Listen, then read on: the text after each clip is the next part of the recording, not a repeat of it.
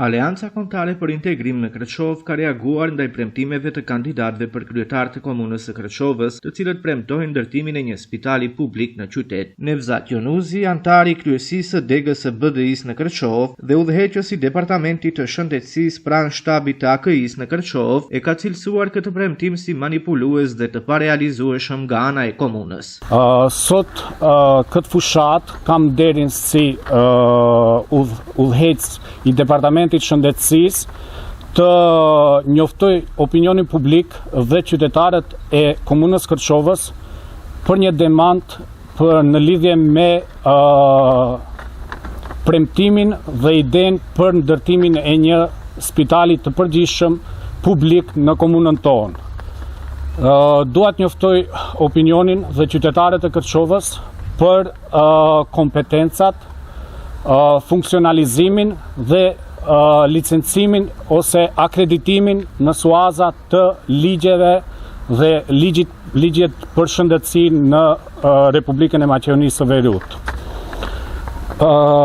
Ky premtim donse tingëllon mirë për qytetarët, është plotësisht i pambështetur ligjërisht dhe praktikisht i parealizueshëm nga një komunë, qoftë me mjete buxhetore apo me një financim nga donator.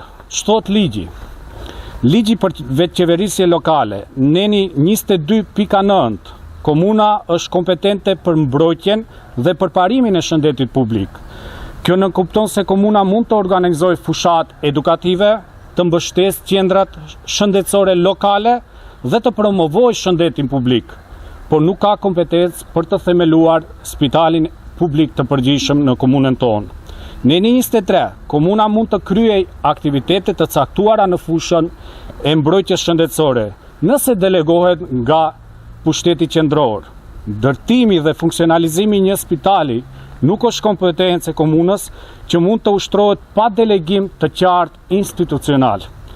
Ligji për mbrojtje shëndetësore, neni 7, institucionet publike shëndetësore themelohen nga Qeveria e Republikës së Maqedonisë së Veriut, përmes Ministrisë së Shëndetësisë.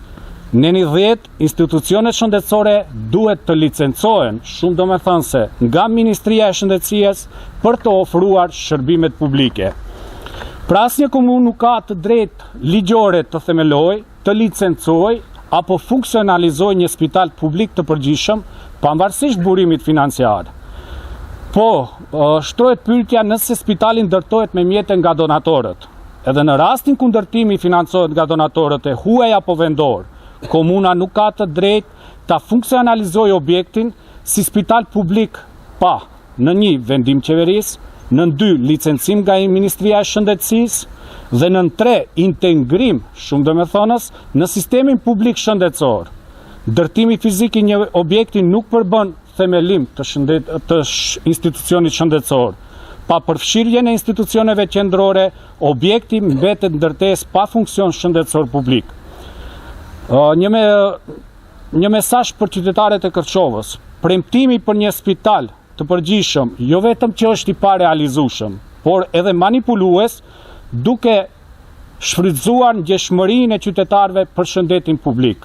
Ndërtimi i spitalit është proces institucional që kërkon vendim qeverisë, propozim dhe mbikëqyrje nga Ministria e Shëndetësisë, buxhet shtetëror ose donator të autorizuar dhe më në fund edhe më seriozja, licencim profesional dhe staf të akredituar. Çdo premtim jashtë këtij kuadri është një mashtrim elektoral dhe duhet të refuzohet me përgjegjësi nga çdo qytetar. Demantojmë vetëm idenë e premtimit. Çdo premtim duhet të inkuarohet në suaza të funksionalizimit. Ai funksionalizim normal se mbi nivelin qendror, Ministria e Shëndetësisë.